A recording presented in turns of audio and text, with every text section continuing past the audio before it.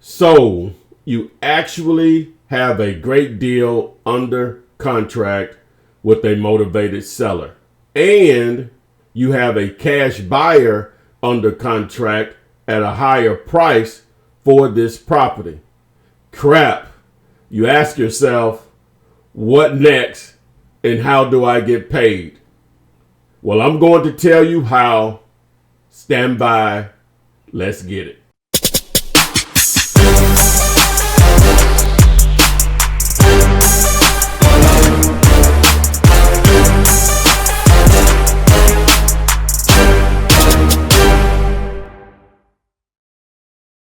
Hello guys, this is Ty, aka the Flip Man. So what's next and how do you get paid when you have a great deal under contract with a motivated seller and you actually have a cash buyer under contract at a higher price, of course, for this property? Now I would assume you already know how to find a great deal, or you maybe have stumbled into one, or how to find cash buyers, which are not difficult if you have a great deal to offer. So I'm not going to go through that part of the process. I have tons of videos on my YouTube channel to explain every step of the way. This is more focused on once you do have a deal under contract with the seller and you have a buyer under contract for that particular property. So the purpose of this video, which should be short, is how do you set up closing and how do you get paid? Well, you already know I got to do a little house cleaning. If you want a reminder and or an alert of when my live Flippinars start on Thursday nights, text the word Flippinar to 833-439-9632. If you want a free copy of the contract that I've used since 2003, where I've wholesaled house after house after house, simply text the word contract to 833-439-9632. While you're here, if you're on YouTube, make sure you subscribe to the channel. Select the bell after you subscribe to turn on the notifications. Then you must select all in the options section of the notifications so that you are alerted when I do go live on YouTube and whenever I upload new videos. If you're on Instagram or Facebook, Instagram, make sure you follow me. Facebook, like it. And before I let you go, you know I got to mention Dealulator. That's dealulator.com. If you need a tool to make finding and putting deals together easier, dealulator.com.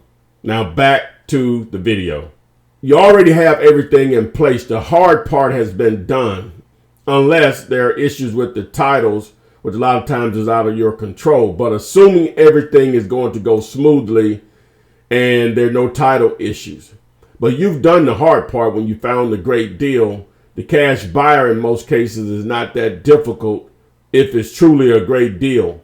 Now, some deals will be easier to move than others. A lot of factors go into that. But again, you have everything in place. So the first thing you must do is determine where and who is going to close the deal. Now, one of the 5 mistakes I have a video on that newbies should avoid when starting out is calling around the title companies, asking them about wholesaling, blah, blah, blah. I don't suggest doing that because a lot of times you will not control who will close the actual deal because your buyer will have say-so in that matter in most cases for a couple of reasons. Is number one, they're the one that's funding the deal and the one that has the goal makes the decisions. And a lot of times they already have relationships built with people that they are comfortable with in closing their transactions. Now, you will have a lot of buyers that say, I don't care where you close, just send me the information. Now, if that's the situation and you're just starting out, then yeah, that's when you get on the phone and have that conversation with a particular title company or a closing attorney because now you actually have a deal in place and they really have an opportunity to make money immediately. Trust me, the conversation will go differently. Now, you will still have some that won't close your deal, which is fine. But the great thing about this country of ours is that we have options when it comes to most businesses. So assuming you have chosen a title company and they understand what you want to do, whether it's someone that you set up or it was the buyer's relationship that they had with a title company and or a closing attorney. Now, to simplify things, whether it's yours or the buyer's, you want to use what I call is a closing detail sheet. Now, you can get a copy of that particular document that I give away for free by simply texting the word close, CLOSE, to the number 833-439-9632. If you're watching this particular video, you should see it on the screen, or if you're just listening to it on a podcast or whatever, then that's the information. So text the word close to 833-439-9632. Basically, this document is to identify who's the seller, who's the buyer, what assignment fee is being paid if you're using an assignment, and who's paying closing costs. That's it. Now, that simplifies everything for an actual closing attorney or title company. Oh, yeah, it'll include the address, of course, of the property and the actual selling price. Those things are very important when trying to put a deal together. So, but it does simplify things for them, and they may still have a question or two, but that particular document answers everything for them. And obviously the two contracts have to be submitted also. So once you submit those over, now it's just simply setting up a time that fits everyone's schedule. When I say everyone, I mean the seller, the buyer, yourself, and obviously whoever's closing the deal, whatever title company or closing attorney that's closing it. So a couple of things here on that. Now, if you're doing an assignment of contract, which I strongly suggest in most cases, then it's pretty simple. Either one or two things is going to happen. All parties will show up at the closing at the same time. When I mean all parties, the seller, the buyer, and yourself. You can have the buyer to come in maybe a couple of hours before to fund the deal and sign his side of the paperwork, and then the seller comes in afterwards. Some title companies or closing attorneys will do, some won't do that. And or whenever you do show up, all three of you, all you have the HUD-1 statement is basically an invoice sheet is the best way I can explain it. Is who's the seller, who's the buyer, who's paying what, price, fees associated with it, and so on. You have the buyer side and you have the seller side of that particular document.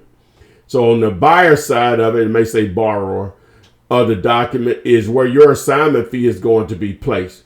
Now, some people do what they call a single-sided HUD.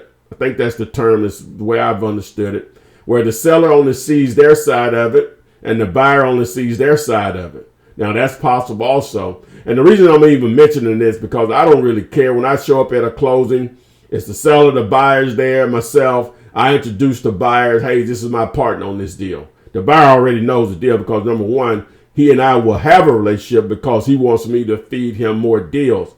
I know a lot of people are so just terrified. Oh, they're going to be scared I'm going to make some money. They know you're not doing this for free. Now, you're going to always have people that are unreasonable. You're going to have your outliers, but sellers are getting what they agreed to on the deal with you. And the buyer is getting what they agreed to with the deal between you and the buyer. So don't get caught up into that part of it. I don't know how else to stress it to you. But if you are comfortable with it, you're about to die because you think they're scared of what you're going to make, then you can set up double closing and do single-sided assignments, have the buyer come in first, seller second. All of those are options that are on the table depending on who's closing your deal. I generally don't care. The buyer wants me to feed them more deals. If a buyer's concerned, let me back up. If a buyer is openly concerned about how much I'm making, that's someone I don't want to deal with. I want to deal with buyers that want to buy from me over and over and over again. I am an asset to them because I am feeding them deals, which leads to them making more money. If they're concerned about how much money I'm making, then that's someone I don't want to deal with. On the seller side of it, generally speaking, that's the only time that you'll probably do a deal with them. On top of that, they're getting what you all agreed upon. So just to recap, you have contract with the seller in place. You have contract with your cash buyer in place. Setting up the closing, whether you're going to use the buyer's relationship with a title company or closing attorney, or you set up your own. You have to determine if you're going to do an assignment or double close. And from there, assuming that there are no title issues, you will set up a time that fits everyone's schedule. Boom, you close it. And that's how you get paid. You get paid the same day in most cases that the seller gets their proceeds. So I hope this video helps. I've went through this in several other videos, but this is probably the first video that I've done that's totally dedicated to closing the deal once you actually have a seller and buyer under contract. So again, hope this video helps. And remember, if you want a copy of my closing detail sheet for free, simply text the word close to 833-439-9632, and I will see you on the flip side.